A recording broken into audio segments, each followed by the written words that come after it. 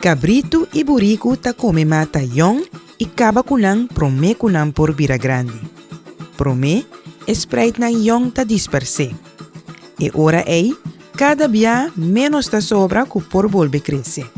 De ora ku terra seco ta queda atrás, camina dia portaba tin vegetação novo. Nós estamos em Washington Slagby Park.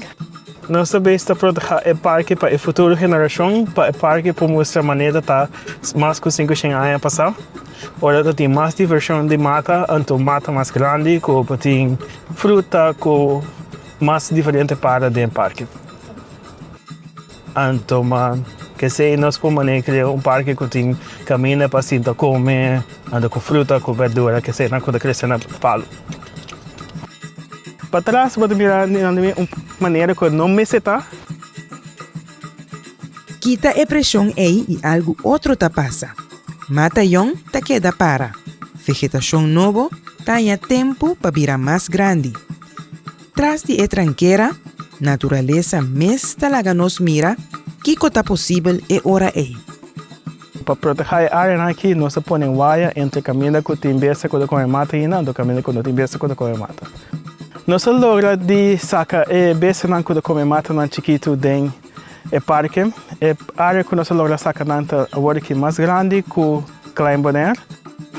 Tem hora e diferença de 10 algum metro for de outro. Aqui não, suela ta queda baixi. Ei não, e vegetação ta cresce back.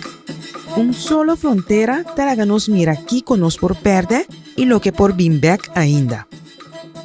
É legal me seguir, pois agora não tem besta de comer mata, não nós temos mais mata, então houve mais diversidade, não tem onde ter houve mais melhor, esse de pôr com ter, não tem pool by, ora houve ao ser cai, então daí de lamang, então daí coral não, quando daí também é pescamento.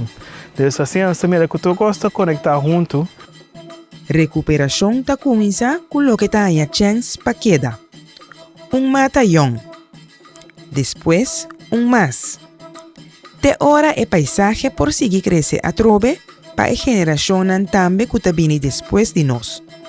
Defender lo que também amenaza de dispersar.